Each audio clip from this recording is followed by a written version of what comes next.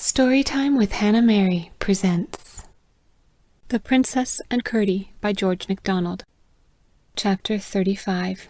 The End. The king sent Curdie out into his dominions to search for men and women that had human hands, and many such he found, honest and true, and brought them to his master. So a new and upright government, a new and upright court was formed, and strength returned to the nation. But the exchequer was almost empty, for the evil men had squandered everything, and the king hated taxes unwillingly paid. Then came Curdie and said to the king that the city stood upon gold, and the king sent for men wise in the ways of the earth, and they built smelting furnaces, and Peter brought miners, and they mined the gold, and smelted it, and the king coined it into money, and therewith established things well in the land. The same day on which he found his boy, Peter set out to go home. When he told the good news to Joan his wife, she rose from her chair and said, "Let us go." And they left the cottage and repaired to Gwynstorm. And on a mountain above the city they built themselves a warm house for their old age, high in the clear air. As Peter mined one day by himself at the back of the king's wine cellar, he broke into a cavern all crusted with gems, and much wealth flowed therefrom, and the king used it wisely. Queen Irene, that was the right name of the old princess, was thereafter seldom long absent from the palace. Once or twice when she was missing, Barbara, who seemed to know of her sometimes when nobody else had a notion whither she had gone, said she was with the dear old uglies in the wood. Curdie thought that perhaps her business might be with others there as well. All the uppermost rooms in the palace were left to her use, and when anyone was in need of her help, up thither he must go. But even when she was there, he did not always succeed in finding her. She, however, always knew that such a one had been looking for her.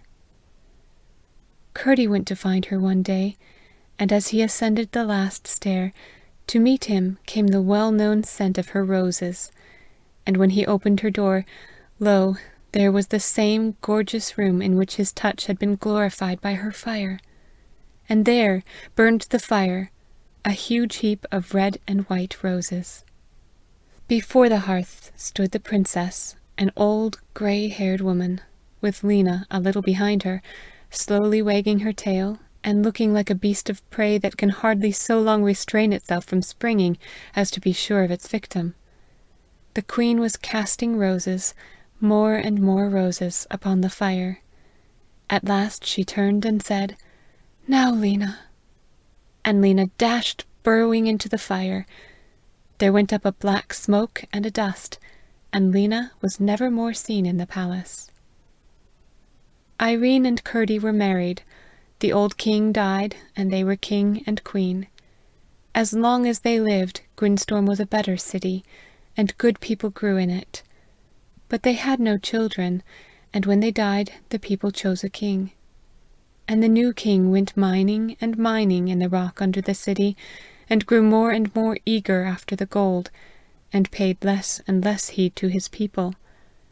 Rapidly they sunk toward their old wickedness.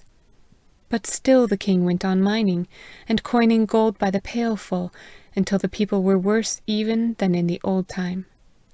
And so greedy was the king after gold, that when at last the ore began to fail, he caused the miners to reduce the pillars which Peter and they that followed him had left standing to bear the city, and from the girth of an oak of 1,000 years they chipped them down to that of a fir tree of 50.